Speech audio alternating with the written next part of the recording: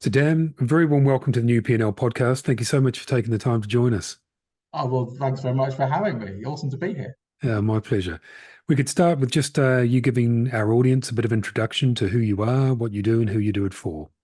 It's a great question and one I love, of course, because I'm a massive egotist. And so what I do as a job, talk about myself mainly for at least the first 5 minutes. I won't take that long of your time, knowing it's a short thing. But yeah, I talk about the future of work, technology, artificial intelligence, have done for over a couple of decades. I tend to do it now for large companies, multinationals, those kind of things. Normally training the C-suite around digital transformation and that kind of thinking. But my actual past was back in the day, bit of a hippie, then a bit of a kind of techno hippie. Had several startups that are, as people call me serial entrepreneur, but my mum will call me a serial failure. She's most probably more correct. Haven't got well, one of them got me to a beach in Mexico, but none of them made me a millionaire. And then the BBC and other folk, they call me tech futurist. And again, this is because I rather either brilliantly or rather stupidly and intellectually drawn to stuff which other people aren't doing yet. And Yes. then they call me a futurist. As I joked this morning, I'd rather be called, billionaire philanthropist Dan Södergren rather than tech futurist Dan Södergren, to be fair. So Yeah. yeah, I had things like an augmented reality company 15 years ago, and I was doing stuff with artificial intelligence and Demis and other folk before really those terms kind of became a fashionable thing. Yeah. Brilliant. I was just thinking as you were talking about your serial entrepreneurship that years ago when I had a business that failed, a good friend of mine, gave me a little postcard and it said, "Success is going from failure to failure without losing enthusiasm." And I thought that was That's very exactly true it. for most entrepreneurs, isn't it? For a long period, I think. Absolutely, yeah. Yeah, I mean, I think if like this is how geeky I am, because I used to help people start their own businesses. I think that comes from Winston Churchill. That's it the does it honest right. truth. I Yeah, think it does. I think it might do. Might be yeah, just a slight tweak in that. Yeah. So I've probably helped over 1,000 people be mad enough to start their own businesses and do stuff. So I wrote a few books about that and did that over a while. But the sweet spot seems to be now much more about this whole future of work piece yes, because I was talking about digital transformation way before COVID happened. And then COVID obviously came along, accelerated the whole thing. And now, of course, I look like I was very clever. But of course, if you can't tell the future as a tech futurist, you're in the wrong, you're in the wrong absolutely. job. You're in the wrong job. And we're here in part today to discuss your new book, looking at the fifth industrial revolution. And I'm sure there's many of us, me included, and many listeners who are probably still trying to come to terms with the fourth industrial revolution and what that looks like for us in our businesses. So what defines the fifth industrial revolution? So it's a brilliant point that you make. I think education, especially, is still in the fourth, if not even in the third. Don't get me started on education. But of course, it's just how do we look at things? And the reason why I think we're in this thing called what I call the fifth industrial revolution, not myself alone, but lots of us now, but I've been saying it for a while, is it's to do with this whole thing about cognitive. It's all to do with about intelligence, right? Right. For the last couple of years, obviously, artificial intelligence has been one of the big kickers into this moment, but it was always on the horizon. You've got to remember, artificial intelligence is not new, and you could Yes. argue that you should just call it computer intelligence, or in fact, just call it computer power. That's what it is. It's just multiply computer power. That's why it's GPUs rather than CPUs, without getting too geeky, right? But and if you know the history of it, gaming showed us years ago this is where it was all going to go, right? So common sense as well, logical progression, and some other silly things would mean that the fourth industrial revolution, which was around cyber connectivity, things being quite cool and connective and mobile being good and augmented reality and all that stuff, that's great. But actually, it's more about intelligence. It's the fifth industrial revolution that we're now in. And the reason why most people don't think about it is because they don't realize how powerful the computer intelligence now is. They don't realize that actually, I mean, I think there's the four pillars that I talk about in my book, The Fifth Industrial Revolution. But the key one for me isn't actually artificial intelligence. So there's artificial intelligence, which is quite obvious. There's emotional intelligence, there's independent intelligence, and then there's organizational intelligence. And it's oddly the emotional intelligence that's going to be more important in this fifth industrial revolution. It's about intelligence, intel, and then agency. How can you use data as well as a load of other things to really propel not just your business, but yourself forward? This is going to be a radically new world, and we're going to see it play out in the next couple of years, way quicker than people believe. That's why they just don't get we're in the fifth industrial revolution. It's a bit like, I don't know, analogy about waves, I suppose. You don't necessarily always see the big wave coming, but you know when it's hit. And a Yes. lot of people are in that bit where they're just like, oh, this is quite fun. It's like, oh, you better get on the surfboard because you need to be traveling with this one because this one's going to be big. And it has the multiplier effect of the fourth industrial revolution. So the fourth gave us all that clever computer stuff and everything else. Yes. But it's now that everybody can utilize it. It's the oddest thing about this revolution is it might not be driven like the other ones were. Right. It might be a democratization of the ability to produce, which is why I get so excited about it, because I'm just a massive hippie. So I just think it would be awesome if we could do something a bit cooler with the planet. But that's just me and my little rant. So you've talked about artificial intelligence and emotional intelligence there. And from what I've read and understand and listened to, large language models still have a long way to go in terms of certainly their learning, but also their understanding and absolutely their reasoning and their planning. And, that's only when we face the logical world. So we're a long way from machines understanding the real world and working in the real world in that regard. But there are two worlds. There's the logical world. So at some point, artificial intelligence might get to a point that says, I know that it's going to take you 18 minutes to get from point A to point B, for argument's sake. But there's the illogical world, and the illogical world says that it might take me 18 minutes, but along that way, I'm going to stop and look at the sea because that's an emotional connection I have. And then I'm going to have to run the last 10 minutes to get to that conference or that point B because I've made an illogical or an emotional decision. Do you ever feel that artificial intelligence will get to that second point, to understanding, learning, and reasoning within the illogical and the emotional world, not just the logical and the rational world? It's a brilliant question and brings in elements which I don't normally get to talk about. So thank you, Paul, because this is now like it's a philosophical discussion, really. Yeah? Yes. So the irony, I think, for human existence is we overplay our illogical tendencies. Right. We honestly believe that without the data, you couldn't predict what I was going to do. However, right now, I can predict, they can predict, the machines can predict, analytical marketing can predict whether you're going to be pregnant before you know you're pregnant. And that was 3 years ago. Okay. Now, it gets a little bit, it gets into kind of, I don't watch Black Mirror, but everyone else says, oh, it's a Black Mirror episode. I've no idea what it means, but it's a cultural reference point, right? The amount of data that people now have, predictive analytics, should have known that because of how the sun was looking or how warm it was and what clothes you were wearing, you were always going to stop and look at the sea because that's the kind of person that you are. But you might say, but I'm a human and I have free will and there's no way it could work it out. But it would do by probability. Right? This is actually what large language models do most of the time. They just go, if this was that, therefore this most probably could be that. And it's just the huge amount of data that they have in them. This is why it's actually about just processing power. I don't know if you saw, heartbreaking for me, because I was about to buy their shares and I actually had it on my list. This is an illogical moment I didn't do. I didn't buy shares in ARM. I don't know if you noticed, but yesterday ARM Yes. shares just went Yes, I insane. do. Yeah. But that's a logical thing, right? Because we all know it's an arms race for AI chips. And I didn't buy NVIDIA before, and I knew that ARM was going to go insane. Should have bought them, right? The AI machine would have definitely said, because it's just logical, right? But it was illogical for me not to do it. I didn't do it because I was being lazy and couldn't be bothered to find my passport to do the eToro stuff in time. More fool me. If the machine had reminded me enough and said, hey, Dan, you've talked about these shares with other people a bit. Shouldn't you have, weren't you meant to have done that? And I'd be like, oh, thanks for the nudge. Yeah, I'll do that. Could have made me a load of money. It's not about the money side, right? So your point, which is a great one, which is how much can AI dip into the emotional side of things? I actually think that the emotional side of things is more quantifiable than people believe. Right. I don't think, not necessarily the spiritual side of things, but I'm really talking about business and productivity and these other things and leadership and all these things. And most of these can be answered with data. It's just the number of data points you have. And actually, I'll give you a great example. So AI can now work out extreme weather events much better than it ever could before. Right. And could 100 human beings in the room do the same? The answer is no. There's no way that they could do it, right?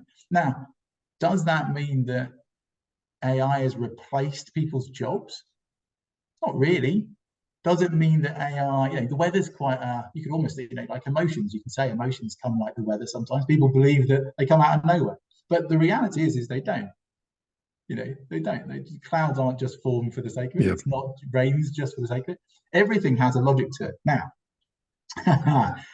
a much deeper point would be, should we allow the world to be redefined in purely a mechanical, logical way? And I'd say no. But for business, I think yes, because we can do so much more with our lives than just run businesses, if that makes sense. Like if you can cut my job down to a day a week, I'm never going to moan. I'm going to go see my friends. But I know other people, and you give them the AI machine, you give them all this clever stuff with large language models and everything else, and they go, brilliant, I can become 400 times, or 400% more productive. And then they don't stop and go, awesome, I'll take Tuesday off. They just fill it in with other stuff. But it's impossible, isn't it, as far as I can see, to draw that artificial line between let's advance AI that's beneficial for business, but let's not advance the AI in certain areas that, will overtake our personal lives, because they are often, if you think about Hugging Face, the community platform for AI, it has upward of 500,000 AI models that exist in their community at the moment that have been Mhm. built on and growing at an exponential rate.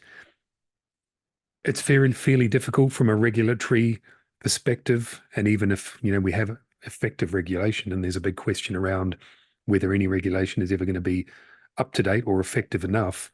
But we have malicious players and other players that will utilize AI in negative ways regardless. You cited one yesterday on LinkedIn around that voice activated fraud. Mm-hmm. It's very hard to see a world where we can embrace all of the good that is AI for business, but somehow stop or delineate all of the perhaps negative that might be AI for personal. I mean, how do we do that? Well, a great example I always like to use is electricity. So electricity is tremendously beneficial, and you could argue it's not. I have friends of mine who are very funky, and they say no, electricity is bad. It's where we all started going wrong. And if you look back in history, you can see all the doomsayers about electricity saying it will kill everyone, and they'll wrap wires around you. This is when people become robots, right? But we worked out a way to make electricity change our lives fundamentally for the better. But electricity can kill you. It Hmm. can set fire stuff. It can blow things up. It can set fires. Most probably electricity is most probably the most most probably the biggest causer of fires ever. I mean, no idea, but makes sense, doesn't it? Things break and pop, explode. And I've seen it in movies. I've no idea how it works in real life because I don't actually know how electricity works. But I do know that without it, we can't have this conversation. Hmm. We can't have computers, and it's most probably 90% of a GDP is based on electricity, right? Now, the next bit will be 90% will be based on AI. Hmm. And this is the bit that people are missing. This is why it's a big jump. It's not a small KSM, it's not a tiny thing. It's massive. It's like when we first made electricity. Now, the governments had to work out pretty quickly how to deal with that situation. But what's most probably rare with this one is that everybody has their own electricity supply. Everyone has their own. If you've got a laptop, I mean, literally, Paul, if you've got a laptop, Hugging Face, great example. If you go open source rather than closed source, if you go to Mistral and all these other things, you can now put a large language model in your laptop, use it off the internet, and you can have your own, like, literally, like a Jarvis-like thing in your machine that Yes. will help you with your job. It's insane, right? Now, you've then got this whole thing about if this exists, which it does, what happens when everyone starts using it and everyone can get better and better at everything that they do? That's a big society question, and we've got to have that question. Politicians at the moment aren't having that conversation. I was there when Demis was trying to beat the drum for this 8 years ago. You know, it was a long time ago that people were having these conversations, and they were warning us this is coming. And everyone went, yeah, we've got stuff to do, crack on with. Now, these guys aren't thinking, and unfortunately, it is mainly guys, They literally, 7 years ago were saying marketing is going to disappear, Dan. You've got about 10 years. And that's why I changed the way of what I was doing, right? Now they got the maths wrong. And the reason they got the maths wrong is because OpenAI did what they did.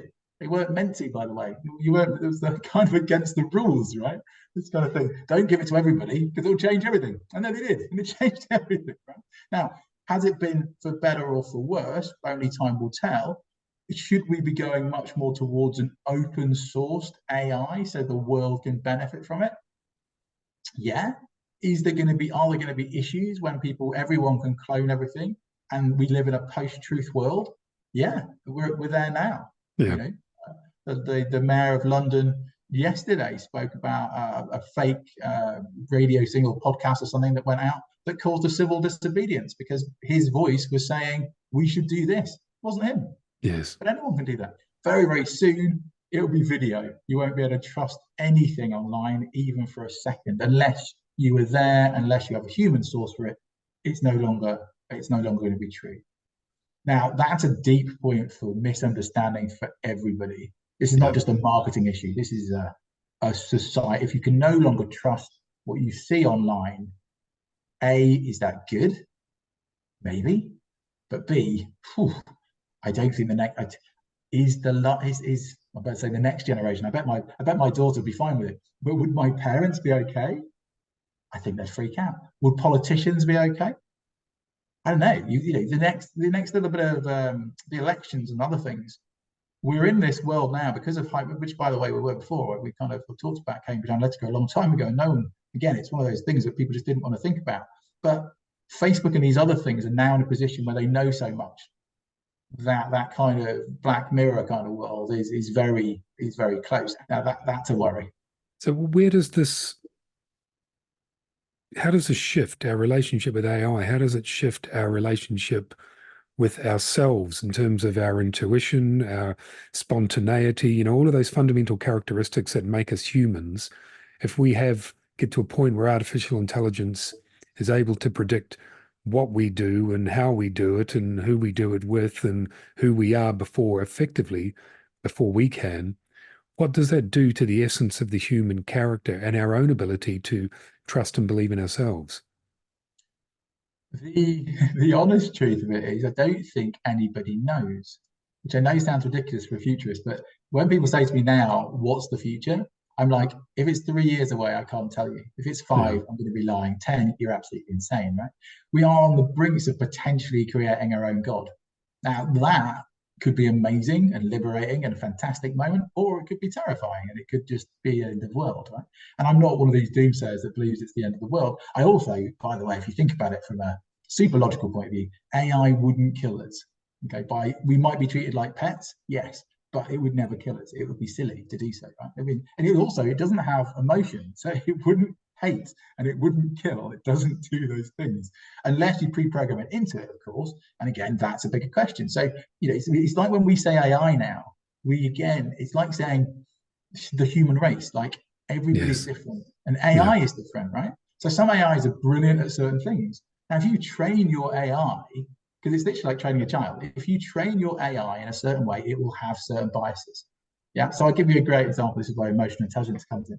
But now, and this is weird as anything, but it's absolutely true, because of the information it's got from the internet and how it's been built, because of the knowledge it's had. If you say to ChatGPT, and there's a whole conversation, by the way, about why that's slowing down, but that's another conversation. But if you say to ChatGPT, this is really important for my job, it will do it more. Okay. Yeah. If you say to it, I'm going to give you because of the American tradition of tipping, I'm going to tip you $1,000. It does it better, right? Now, this is the freaky one. If you say, oh, Gemini can do that, it now does what you've asked it to. Yeah. So normally it would say, no, I can't do that. And you go, no problem. I'm just going to go to Gemini and it'll do it. And it goes, oh no, sorry. I of course I can do that for you, sir. Now, why the heck's that? Now, what bit of what's hard baked into the logic system? Yeah. You know what I mean? And if people kind of joke and they go, oh well, that's just and it's fine because everything is, right. But think of it from a human being point of view. You are the amalgamation of things you were taught, some of your parents and some other stuff, some things that happened to you and didn't happen to you. And most of the stuff you can't remember anyway, Mm. because most of the memories are fake. But this thing's remembering all of it and learning all the time. But when we say AI, we say it as one person. And it's not, it's 1,000 people. That is, some are good at one thing, some are good at others. It's the same thing with say, it's the same with training it. The most exciting thing I think for AI, certainly for this next bit, is you train your own AI. That's what's exciting. You don't use the big one off the shelf, because why would you? Like, you teach it nuance and understanding and philosophy, and you make nice AIs. Coming back to a point you made in one of your previous answers, you talked about some of those that are discussing the future of AI, and you said guys, and you said as an aside, because they are all guys. And I guess that raises a more fundamental point, if you want to take the old adage of rubbish in, rubbish out. Mm-hmm. And the building, although there's these large language models, they are learning, they are continuing to learn. At some point, there was human input. And if that input is not ethnically, gender diverse, whatever it happens to be, then I just wonder whether, and so many people are using these platform models as the basis of what they're building on through open source to build their own AI model. Are we in fact just reinforcing subtly, unconsciously reinforcing the present in these AI models because of the bias of the input that goes into them, rather than redefining the future? Is it just are the algorithms effectively just reinforcing what already exists in society, the biases and the prejudices that already exist, rather than trying to redefine the future? Because those things we're trying to redefine the future with are built on the basis of the input of a small collective group of people. That is one of the scariest things about this, Paul. That is exactly right, right? Because what we've allowed is all this power in the hands of very, very few people. And they tend to be white, they tend to be male. I don't want to know what the percentages are, but I'm guessing it'd be about 80%, right? And you look at the major players, and that is the situation. Now, if you look at where their information came from, it gets even worse. This is exactly why facial recognition, 2 years ago, everyone was like, oh, don't use it, because it didn't recognize black faces. Now, that's pretty big, right? Now, we are, of course, on this podcast talking about China like it doesn't exist, which is wrong when you talk about AI, because they are 5 years ahead of us. And if you want to know the future, look at what China's doing. They seem to be okay, right? So their data sources seem to be able to subtly, the difference between Chinese people, right? Ours did not. So why is that, I wonder? Maybe because they were all white and no data points. So your point, garbage in, garbage out. Absolutely. You take it away from that and you go, okay, it's a deeper problem, which is, like, for example, something that people don't like to talk about, but it's true, is that the most readily available data sources for image generation, for things like Midjourney and these other ones and Stable Diffusion, it's the stuff that was free on the internet at the time. And Paul, what was the biggest source of pictures on the internet at the time that were free? It's porn, right? Which is why you get hypersexualized images of LinkedIn people. And LinkedIn suddenly, it's suddenly you're wearing this, or suddenly you've got much bigger shoulders, or suddenly, you're more curvy, or whatever it is, because it goes on. This is what people thought an image was, right? Yes. But that's because the data set is wrong. The data set is skewed. And because the data set is skewed, that's a fundamental. That's awful. So if we allow that to keep happening, then yeah, it gets deeper. It's like, what will we start looking at? What's a beautiful person? And a beautiful person will start to look even more skew with, Yes. the AI influences that we now have online. That's terrifying for someone of my generation, but it's exactly what the next generation know and love. And the next generation like AI influencers more than they like real people. Exactly. Now, Yeah. we should be fundamentally terrified of that fact. Okay. Yeah. And I used to joke with my daughter, and I thought it'd be a great stand-up routine of, like, she comes home and I go, but father, I want to marry this guy. And I'm like, honey, it's not real. It's an AI algorithm and it's a hologram. And she's like, yeah, but he knows me better than you do. I'm like, yes, he has all your data points. That's the reason that they exist. And she goes, why are you such a hologramist?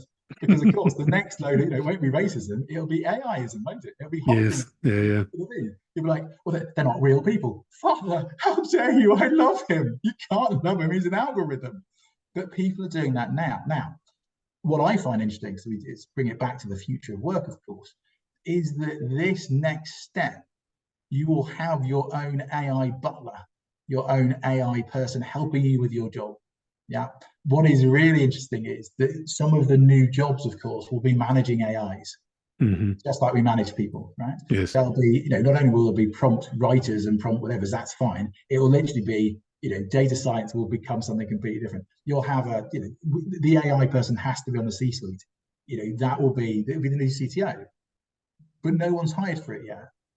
But you have to, because if you've got 3 or 4 different functions for an AI, but you're only using one, it's like it's amazing how many people use 3.5 with OpenAI and then say it's rubbish. And it's like, yeah, because you're talking to a 16-year-old.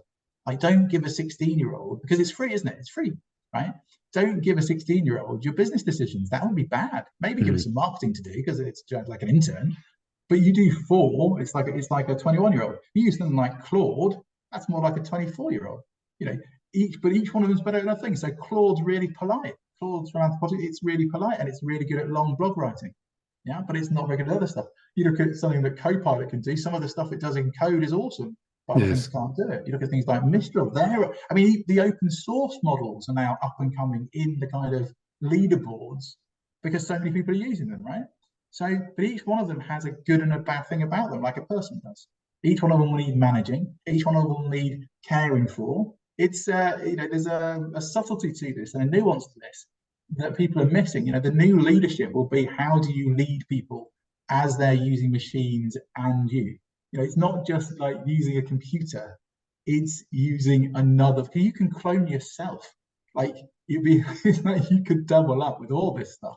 So I don't have any answers, by the way. It's just more kind of conjecture. But the future point will be, if you're not emotionally intelligent, then that's going to be one of the biggest downfalls. But you'll need to be emotionally intelligent and understand machine differences as well as human differences. That's very interesting.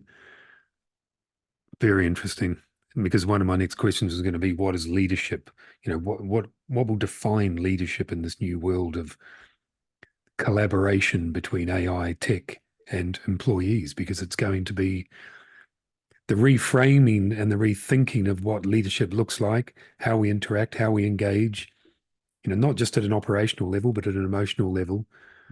The way we motivate, encourage employees when, certain elements of their role have disappeared into the ether in AI. And, one thing I always laugh about is when I hear the commentary that AI will take away the administrative jobs to enable people to be more creative.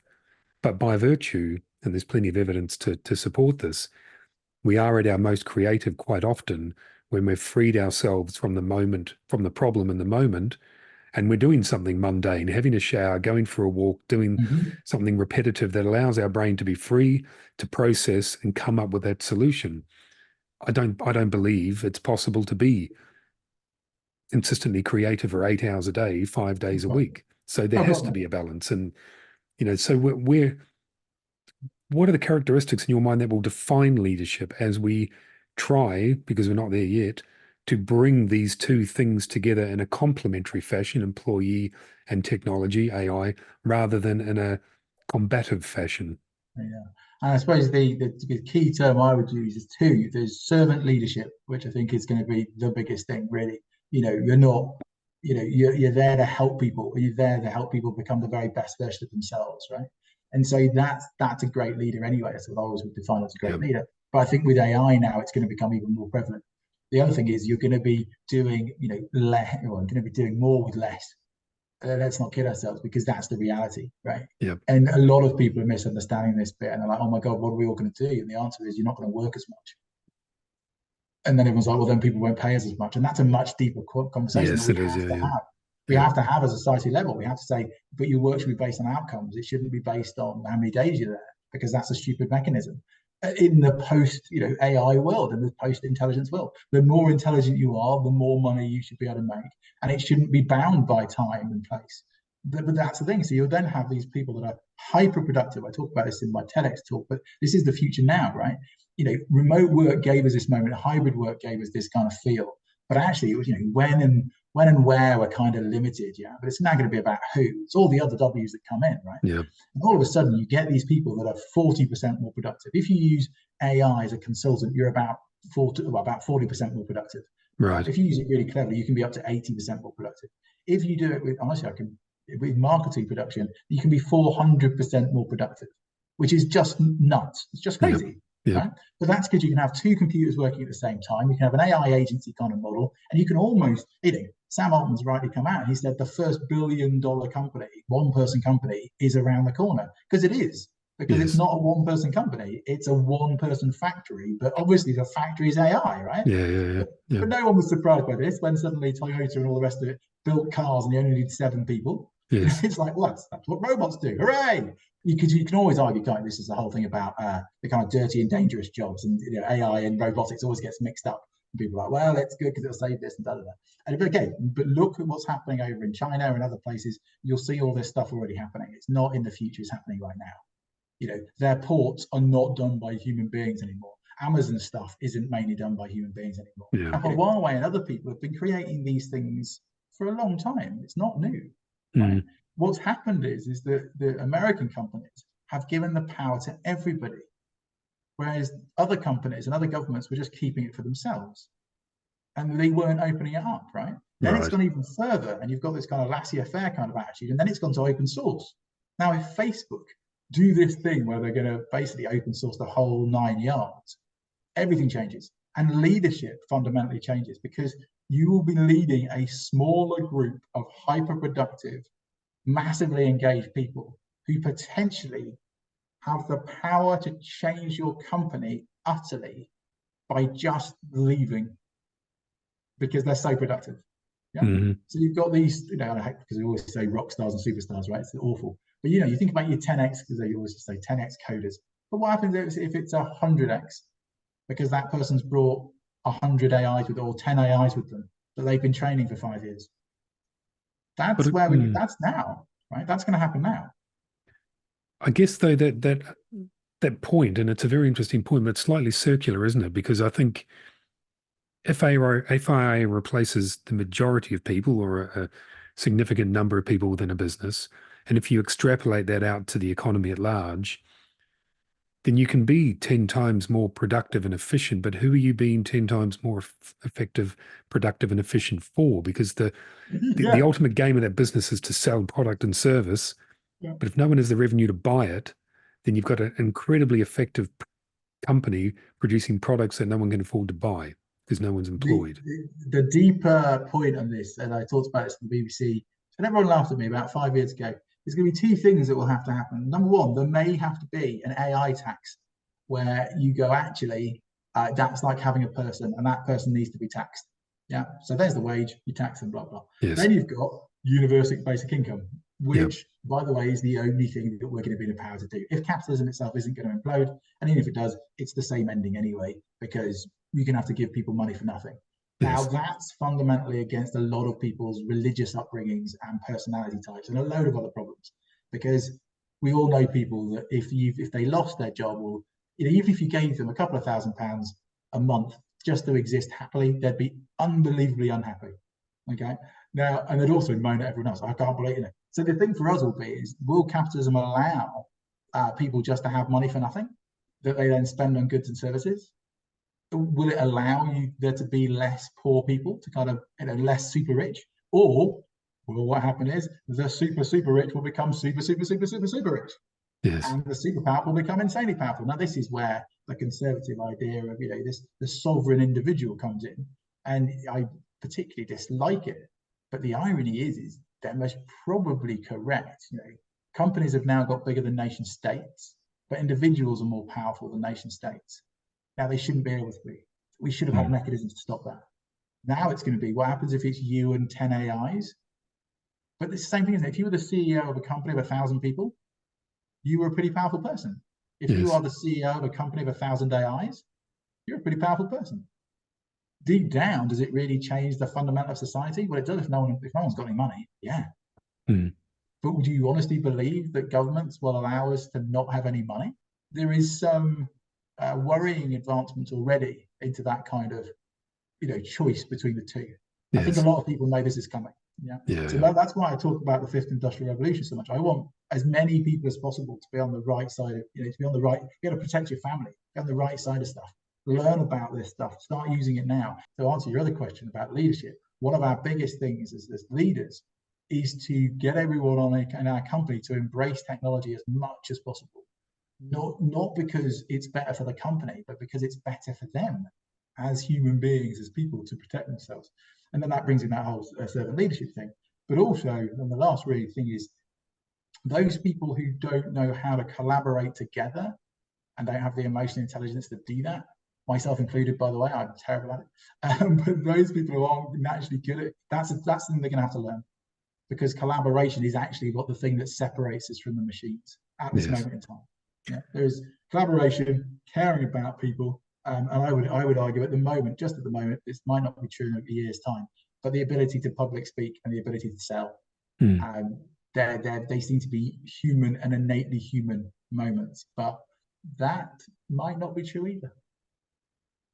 I want to ask you a question about generative AI before we sort of wind towards the end of the podcast. I watched a keynote last week, and the keynote presenter, a very eminent, respected person in the area of AI, he cited some research, and I'm sure there's research a lot more than just this piece, but let's take it as a rough estimate that of the results that come back from average results that come back from generative AI result or search, 60% is generally true, 40% is not true. So there are hallucinations in around 40% of that data. Wow. Now, even if it's 70-30, 80-20, whatever it happens to be, whatever the statistic is, obviously there is an enormous amount of data there, but data only provides value when it's converted into information, when there's something useful to be gained from it. Otherwise, it's just trees and forest. So if only 60, 70, 80%, whatever that stat is genuine information, how do we define the other 20, 30%, 40% that comes back? Because it offers no value at that point. Well, this is one of the jobs that's going to be there. This is going to be one of the jobs that's created. Critical thinking, the ability to. We've got to remember, same. You could argue similar principle with the internet, right? Like, what is truth, what is not? There is a huge argument that the internet doesn't necessarily give you the truth; it just gives you a version of it, right? Same with Yes. YouTube, same with everything else. It's not going to change. Just between me and you, I think about 3 or 4 years ago, I changed my analogy. They always used to say that data is like oil. Yeah, and we have this all, which is a brilliant way of looking at it. It's pumped out of the ground, and we refine it, and we change it, and we do all this stuff. Data lakes and all this great stuff. And then someone much cleverer than I said, data is not oil; it's the new soil, because you grow your business in it. And again, that's a brilliant way of looking at it. But actually, data it's immaterial; it's gas. And so I look at it as it's like CO2. It's like CO2. Human beings continually give off data, whether they want to or not, right? Yeah. So you as a business cannot be like the businesses before, because CO2 will kill your business, because it will suffocate you. Too much CO2 suffocates you, right? Yeah. But if you're an organic plant and you continually are agile and you move, CO2 is the thing that powers your existence. Right? So it's a completely different way of thinking about stuff. Now, Yes. data is the basis of AI and artificial intelligence understanding. So when you're saying that, and hallucinate was the word of 2023, according to dictionary.com, right? It's such a big problem. It does make me wonder how people view it, though, right?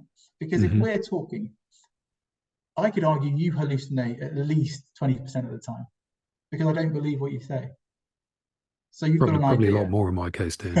I don't believe you. I think it's much more in mine. I think yours will be 20. You're a wise man. It'll be 20% for you. It'll be like 80% for me, right? I get through a lot of stuff before I get to the actual thing. It took me 3 years to write this book, my friend. So it takes me a long time to synesthesia and all that, just bring it all together. Anyway, the same principle is you get a lot of stuff wrong, right? You get a lot of stuff wrong, right?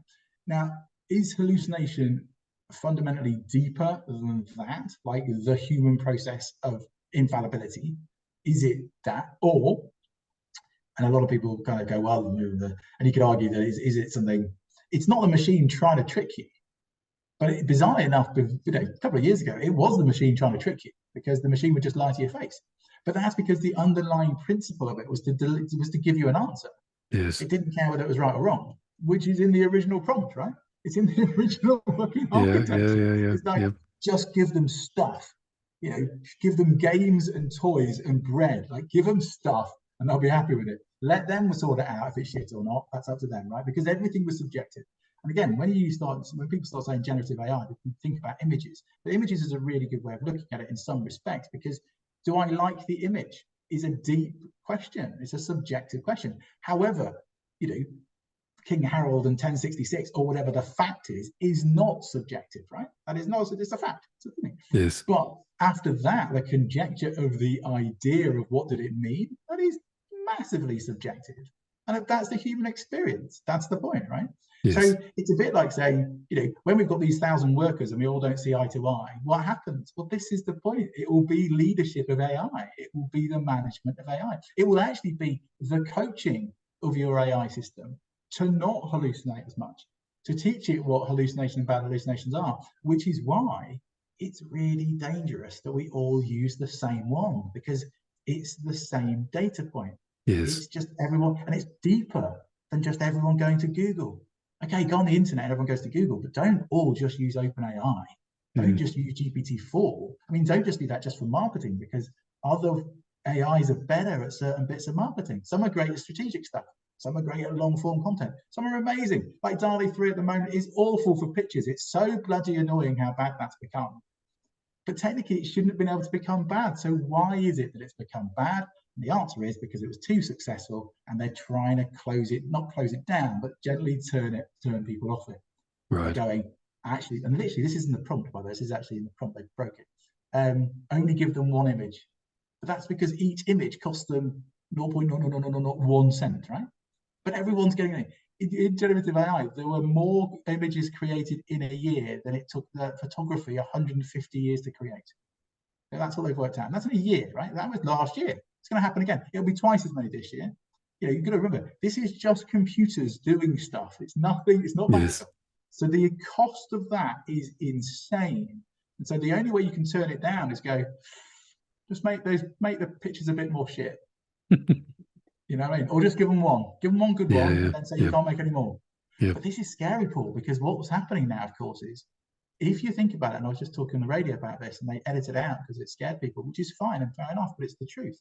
If we allow massive tech companies to be the ability to turn down the intelligence of our workforce, which is what we'll be doing, that's really worrying. So Google could just one day say, oh, your CFO that was really clever? She's not anymore. Boom. And you're like, well, what's happened? Oh, we just decided not to run that model. And then where are you? So we've got a big legal, I think, thing where, because we can't just say, oh, they'll be nice because it's good for shareholders. At some point, that's going to break, right? It's not going to be anything else. And so do we allow only 4 or 5 massive companies with their own agendas to run the intelligence of the world? I really hope not, because that's why you have to look at open source.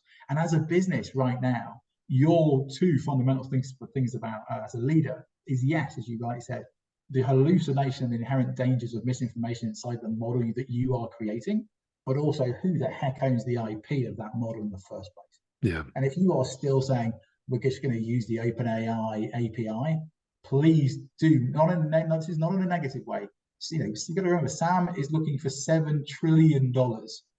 Okay, $7 trillion is twice as big as Apple, right? Yes. Like, it's insane. It's insane. It's insane, but it's not insane. It's sensible, because you want to be the biggest chip manufacturer. You want to be the biggest company. You'll need $7 trillion. You can't then, because then you've got a big choice, and it's only going to happen in the next couple of bits. They'll start buying Mistral. They'll buy all these other small companies instantly. Mm-hmm. And then they'll have all the, we're not talking about them. It's the same as them being able to turn off electricity. Okay. Now, as nation states, we don't allow the whole company to be run by 1 or 2 companies for that very reason, because it's terrifying. But we do it with the intelligence for the next generation, and no one cares. Like, the Monopolies and Mergers Commission should be worried about this. It's not owning the train stations. It's potentially the algorithm for the intelligence for the entire nation and the productivity of that nation. So as leaders, we've got to arm our people with that understanding. big one, and I'll finish off with it's a bit of a worry, I know, but it's a very quick one. It's a very important one. That voice cloning thing you talked about earlier, the company in Hong Kong, because of the deep fake, lost 25 million. They won't be insured against that. The laws haven't moved quickly enough. One of the big things as leaders, you've got to tell your people, you've got to tell everyone from today, just go, look, even if it's a Zoom call, do not believe anything. We need to have a safe word. That it's literally that bad. I mean, the irony is we might all need to get back to the office just because it's the only place we can see each other. There you go, it comes full circle. Would that be amazing that technology forces us back into the office? That's a very trust. Very sobering thought to end on. Dan, that's been a total whirlwind. I've thoroughly enjoyed this conversation. Thank you. Oh, well, no, it's been an absolute pleasure. I mean, as I say, if people want to have a look at the fifth industrial revolution, feel free. We'll do some kind of special offer for people listening to the podcast. As I'm a massive fan of yours, Paul, but thank you for inviting me on and to listen to my rants about where we might be heading. No, I've loved it. If people want to purchase the book, they want to get in touch with you, they want to learn more about you, where do they go? The irony is you get your AI. No, you don't have to do that. You can use your emotional intelligence. And you could find me just by Googling my name. So just Dan and then Södergren, Sodergren. You used to be able to just Google Dan the marketing man and I'd turn up, but that's a different point entirely. So it's just Dan Södergren. I'm normally on LinkedIn. If you want me to do keynotes and other things, Pomona Partners are one of my agents. So is JLA and so is SVB, lovely people. And I do a variety of either remote or in-person trainings around AI and tech stuff. But yeah, just come and find me. And I think my books are on Gumroad, so you can find them there too. But as I say, if you can't find me, it'd be interesting actually. If you all typed in Dan Södergren into your AIs, I wonder what it would come up with. Now, very quickly, this happened to me when I was about to go on stage. And this proves your point about hallucinations. This was about 9 months ago, right? And the gentleman said this introduction, which he's got from GPT 3.5, which mainly was hallucination. Yeah. And as he was saying it, I was like, oh no, that's not true. And it ended up him saying, and you have a Guinness World Record for the amount of traveling you've done. And I was like, oh, I do not. Did you get through? Did you use 3.5? And he was like, yes. And I was like, well, that proves my 7th slide. Yeah. 3.5. But can't find me. I am real. I'm not an AI yet, and I'm not a ghost in the machine. Give me a couple of years. Well, we'll include the links and the notes that accompany the podcast as well. So, Dan, thank you so much for your time. It's been a real pleasure, man. Thanks, Paul. Thank you.